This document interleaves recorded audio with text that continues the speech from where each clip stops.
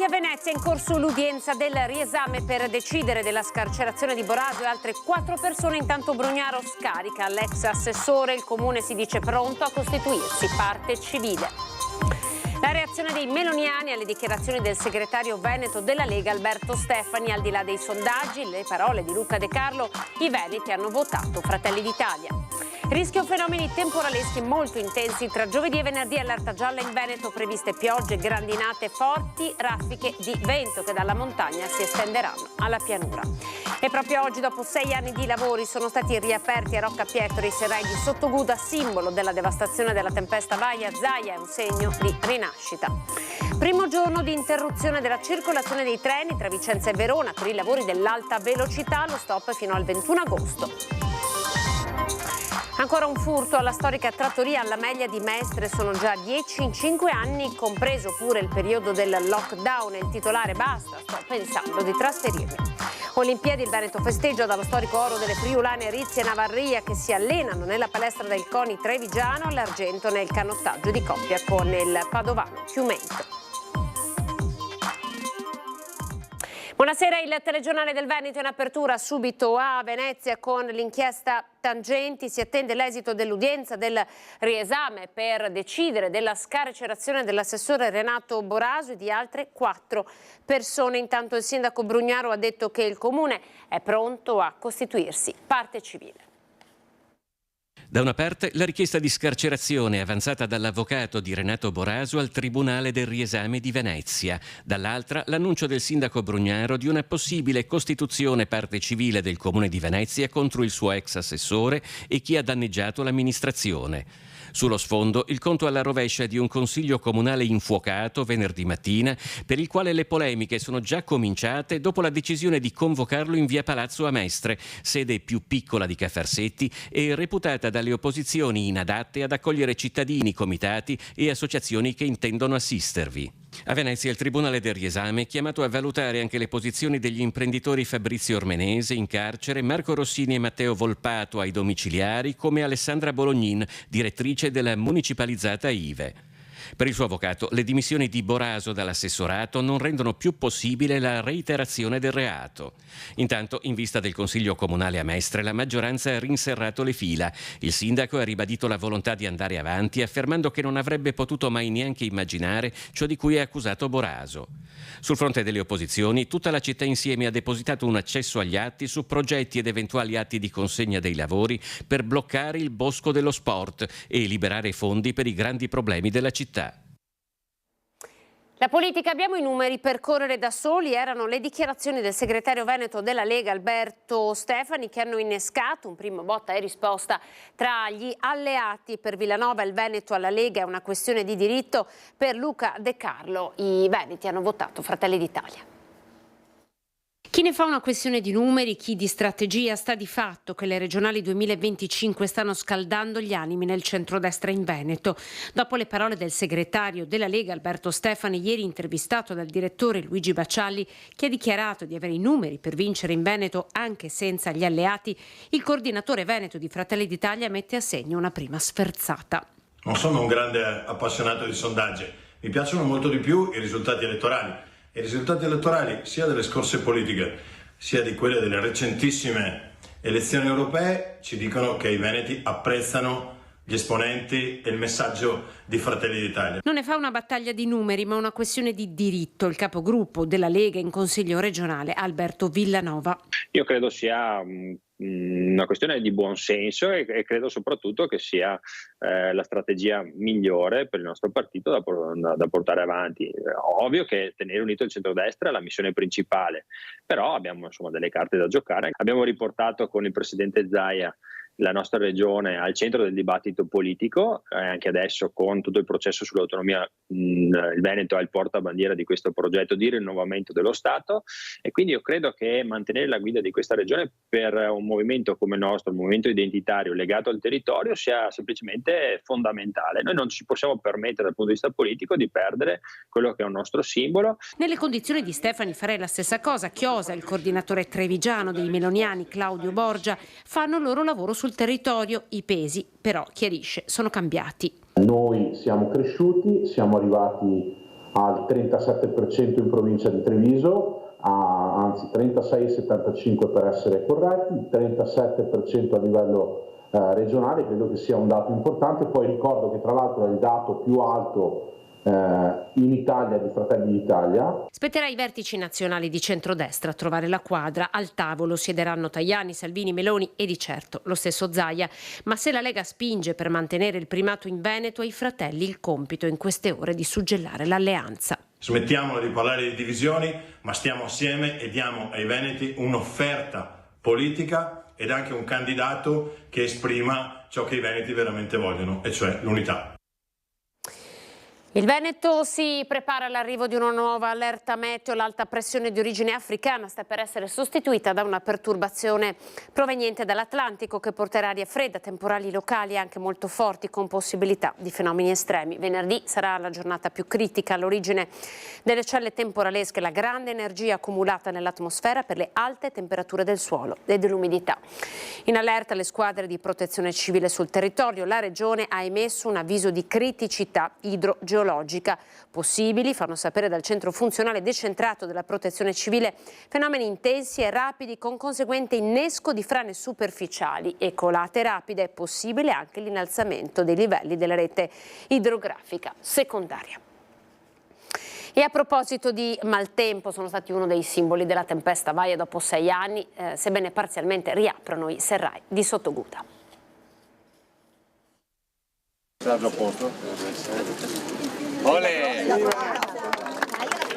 In realtà la rinascita dei serrai di Sottoguda, scenario imponente ai piedi della Marmolada 6 anni dopo le drammatiche giornate della tempesta Vaia di fine ottobre 2018. Per dirla con l'amministratore unico di Veneto Acque Gianvittore Vaccari ci sono voluti 6 mesi per iniziare, 12 per la messa in sicurezza e la progettazione, 24 per i lavori ancora parziali che entro il prossimo autunno dovrebbero concludersi per una riapertura totale nella primavera del 2025. Stamattina in centinaia hanno partecipato all'inaugurazione del primo tratto di passerella appoggiata fra le rocce a strapiombo bagnate dal torrente Pettorina. Questa è l'opera simbolo, quindi i serrai di Sottoguda oggi sono finalmente aperti, ancora non ultimati, ma sono visitabili facendo la prenotazione, poi da inizio del prossimo anno saranno assolutamente aperti senza prenotazione e avranno i cittadini modo di visitarli. La forra, lunga poco più di 2 chilometri, è stata uno dei canyon più rappresentativi e accessibili delle Dolomiti, fino ai drammatici giorni di Vaia che lasciarono una devastante impronta sul paesaggio delle Dolomiti e dei serrai di Sottoguda. L'abitato di Sottoguda, tanto per fare un esempio, si è salvato grazie al fatto che a monte era stata costruita una grandissima briglia che è stata travolta dalla furia delle acque e del materiale, che è letteralmente esplosa, assorbendo l'energia che altrimenti si sarebbe scaricata nelle abitazioni, distruggendo tutto quello che trovava. Oggi la rinascita dei serrai, un'opera da 13 milioni di euro, è il simbolo dell'orgoglio e della tenacia della popolazione. Focus della progettazione, la rinaturalizzazione del percorso turistico e la sicurezza idraulica del torrente, migliorato anche dal punto di vista ecologico, oltre al pensiero di una viabilità d'emergenza in alternativa a quella che porta a Malgacciapela. Penso che sia sotto gli occhi di tutti la qualità del lavoro e invito tutti a visitarli perché sono veramente mozzafiato. Un museo en plein air, l'ha definito il presidente Zaia. Le visite sono iniziate già questa mattina. Un'opera meravigliosa, stupenda, in un contesto veramente fantastico. Io conoscevo questo luogo prima della devastazione, ora lo rivedo e adesso è fruibile, sarà fruibile in maniera sicura. Questo poi può rappresentare veramente il simbolo della ricostruzione, il simbolo di un qualcosa che è rinato grazie alla capacità, la tenacia di tutti noi bellunesi, delle imprese bellunesi che qui ci hanno lavorato, con ovviamente il sostegno della Regione del Veneto che ha coordinato un'attività importante con i soggetti attuatori per far ripartire la nostra provincia dopo Vaia.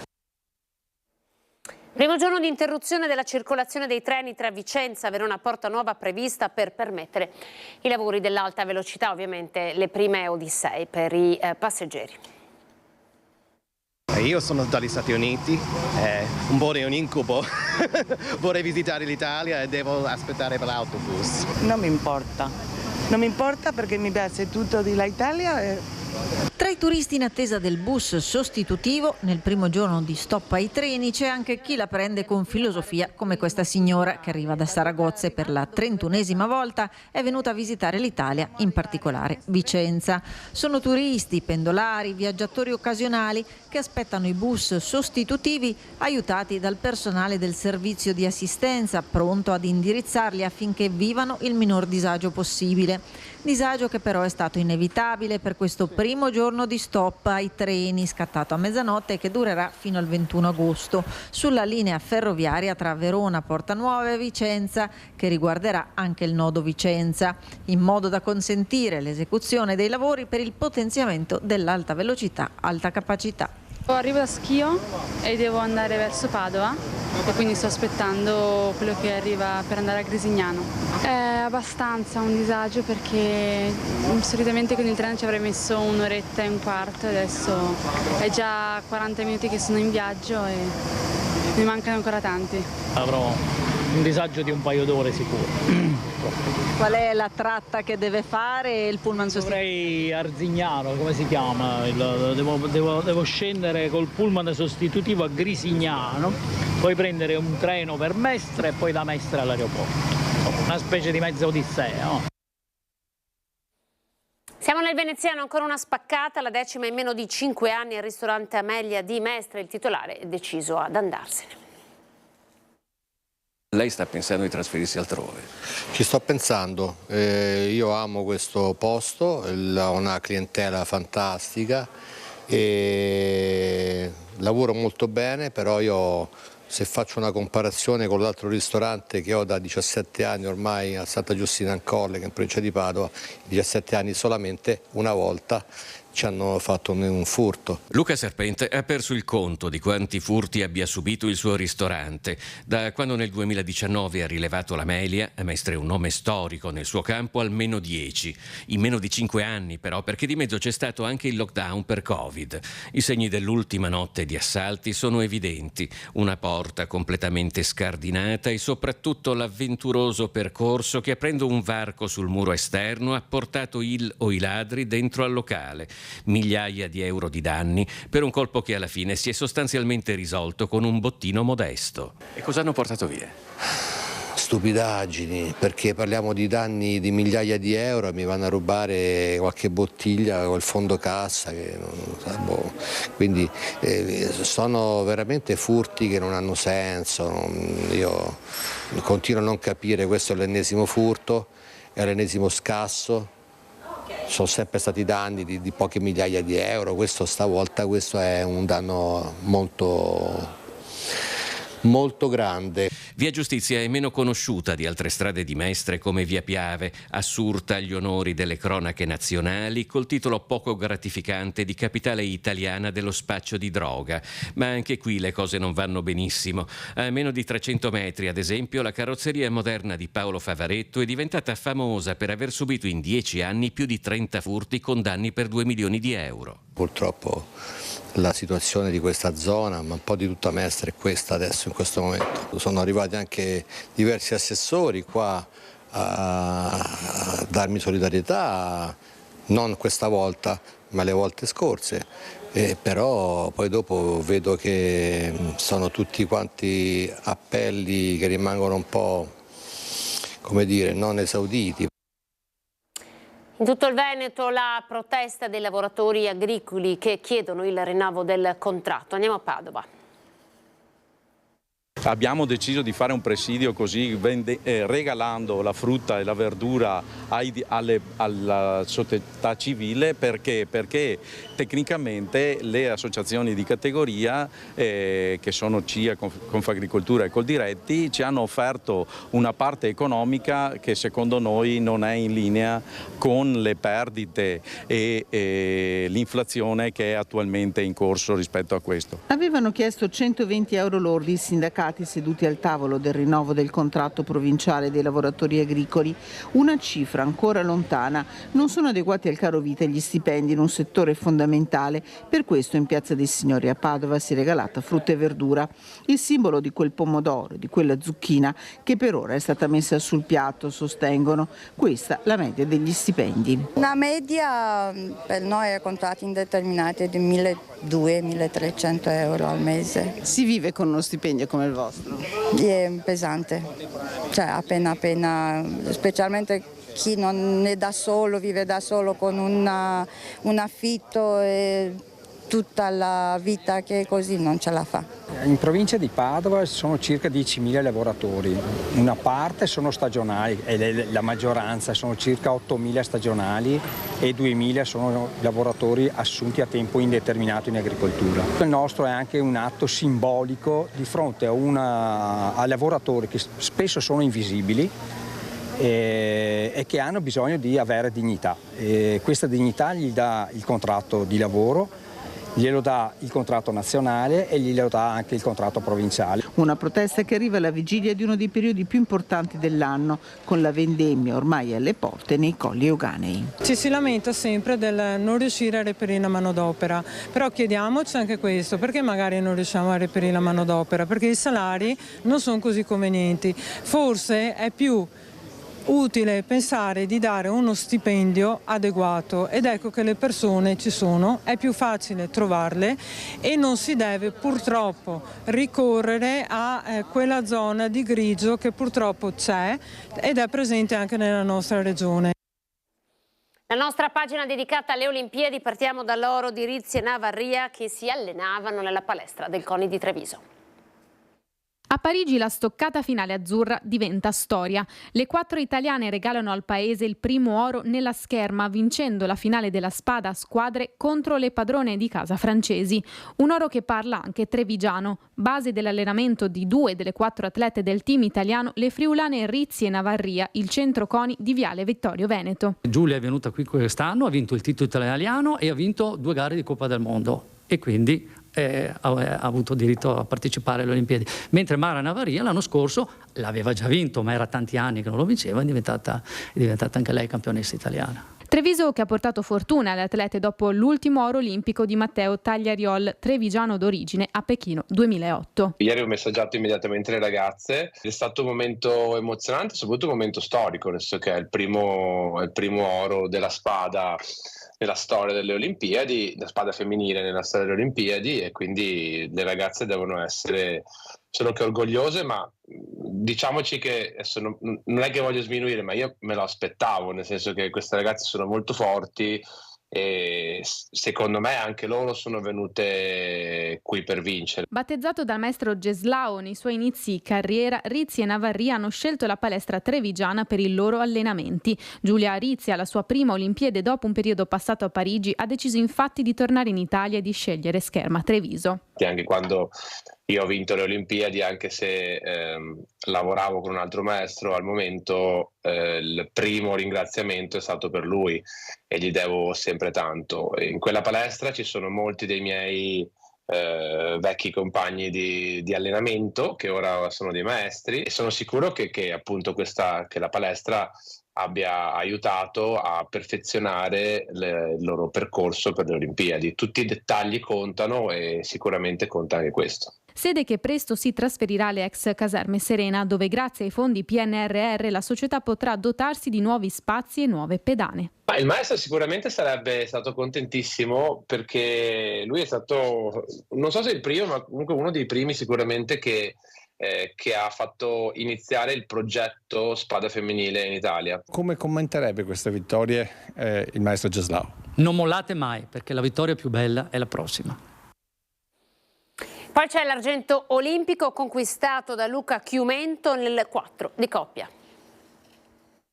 Riservista a Tokyo, argento olimpico a Parigi. Sono le 12:26 quando nelle acque del bacino nautico di Vers-sur-Marne il 4 di coppia azzurro formato da Luca Chiumento, padovano di Tencarolla di Servazzano Dentro, Giacomo Gentili, Andrea Panizzi e Luca Rambaldi conquista la medaglia con un tempo di 5:44,40 dietro all'Olanda e davanti alla Polonia. Un sogno per questo giovane atleta classe 1997 che alla canottiera di Padova ha mosso i primi passi. Grande l'entusiasmo Servazzano Dentro. Incollati alla TV a mezzogiorno, adesso tutti lo aspettano a braccia aperte. Siamo felici per Luca. Questo è, credo, per lui il coronamento di tanto impegno. Sappiamo che Luca si allena tantissimo, anche nel nostro bacchiglione, siamo orgogliosi anche di questo, lui che allena anche alla canottiera di Padova, e quindi niente, siamo ancora una volta emozionati, felici, lo aspettiamo a braccia aperte. A Parigi con Luca anche la famiglia, con papà Enzo che nella capitale francese con 9 compagni ci è arrivato in bicicletta, 1200 km in 12 tappe per raccogliere fondi per la città della speranza. Un viaggio e una grande emozione per il figlio che un mese fa alla conferenza stampa Enzo Chiumento raccontava così. Molto emozionato, sono emozionatissimo. Non parlo tanto di canottaggio con mio figlio perché già lo fa mia moglie abbondantemente più di me, per cui io mi tengo un po' fuori, mi informo. Sì, sono emozionato certamente. Sono andato a un bel po' di gare che ha fatto nei tempi passati, insomma, una bella emozione, sì. Atleta delle Fiamme Gialle, Luca Chiumento ha abbracciato il canottaggio fin da bambino. Campione del mondo Under 23 nel 2019, Luca ha collezionato già 2 ori europei, un argento e un bronzo mondiale e adesso l'argento olimpico. Era l'ultimo servizio, grazie per essere stati in nostra compagnia, siamo al meteo. Arrivederci.